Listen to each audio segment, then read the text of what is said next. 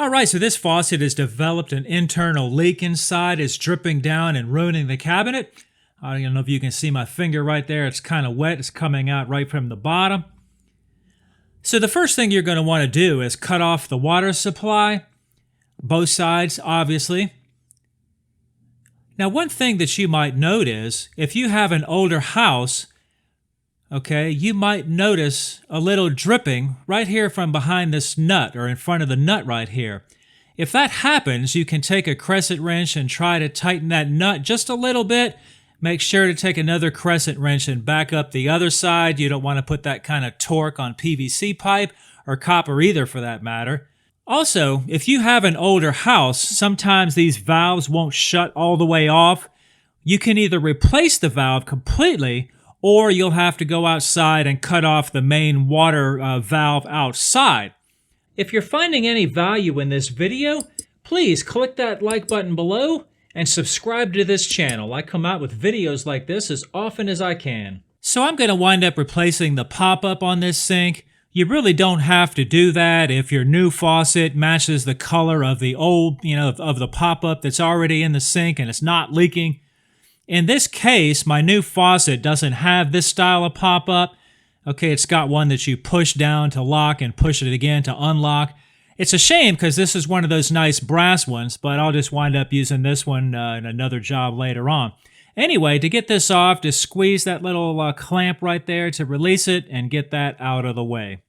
You'll also want to make sure you have some kind of a tray down because this trap is full of water. When you take those nuts loose, it's going to spill water all over the place. So you don't want that in your cabinet.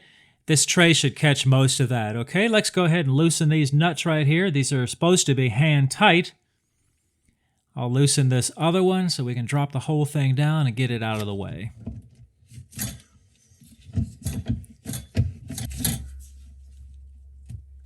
There we go. So I'm going to go ahead and pull the pop-up out and get it out of the way. It'll make it easier to get to the faucet since I have to take it out anyway. Just go ahead and loosen this nut with a pair of channel locks and get that nut down as far as you can get it, and then kind of push up, and you need that rubber gasket all the way down. Got the gasket all the way down? Okay, so now we can push this up and grab hold of the top and spin that and unthread it and get it out of the way. There we go. Ugh, that's kind of nasty. So we're going to go ahead and disconnect our water lines. You'll probably want to have this in a tray as well. Now, if you have one of those older style water lines that's got the copper all the way down with a compression fitting on the bottom, don't even try to replace that. They leak when you put them back. If your faucet doesn't have built-in lines like this one does, and the new one I'm replacing it with too has built-in lines, you'll want to get a nice braided line to replace that with. And just measure the distance. They're usually around 16 inches, okay? Now just open the faucet up like that, and that will release the rest of the water out of the system. And if you have a bracket that looks like this, just go ahead and loosen that wing nut and get that out of the way. Now this particular model has a plate and these two studs sticking down with these brass nuts. So I'm just going to unthread the brass nuts, okay? And once I get those brass nuts out of the way, that will release the faucet from the top. If you encounter rust on these, you might have to spray some PB Blaster on there. I've even had cases that were so bad, I've had to take a Dremel tool and cut those nuts off or the threads off to get that out of the way. And it's really difficult when it's behind the sink like that, okay? So go ahead and we're going to unthread these and get them all the way out of the way. And there we go. It's ready to come out. There we go. One hole in the sink or countertop. So I'm just going to take this opportunity to clean the countertop. So as you can see here, my countertop has one hole, and that's the faucet that I got. It's made for one hole. Sometimes there's 3 holes, and this particular faucet has a plate where you can put that plate there and cover up the other 2 holes, okay?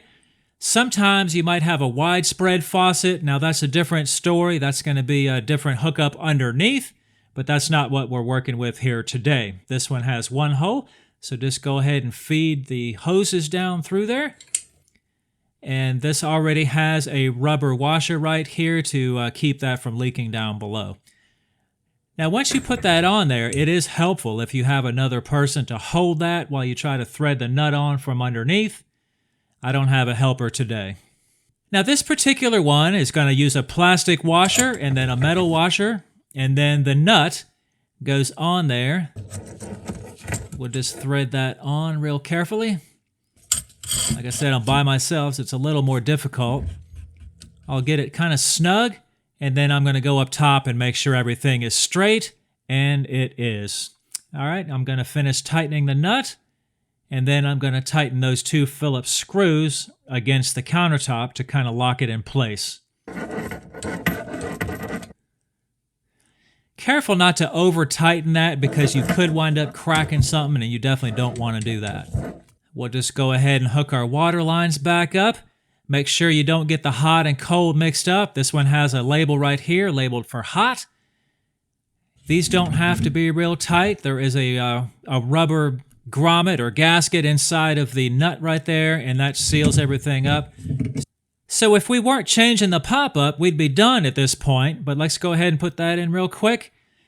Normally, I use plumber's putty on these to kind of snake it around in a circle like the one I'm showing you right here, but I can't find my plumber's putty, and this one already has a rubber washer, so I'm just going to go ahead and use that. It should be fine.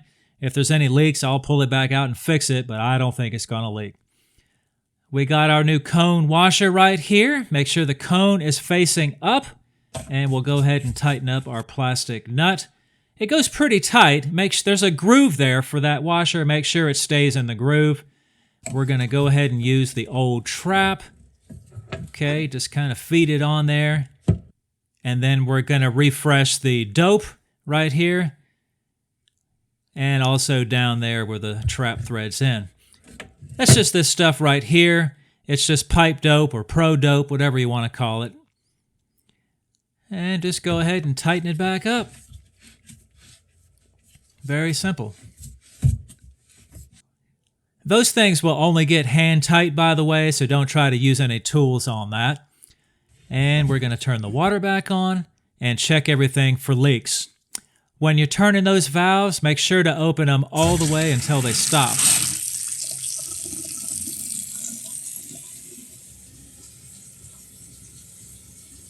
Yeah, it's looking good. And I did let it run quite a few minutes after this to make sure that there was no leaks. And nope, I didn't find any leaks. Everything was dry as a bone. So I hope you enjoyed this video. Thanks for watching.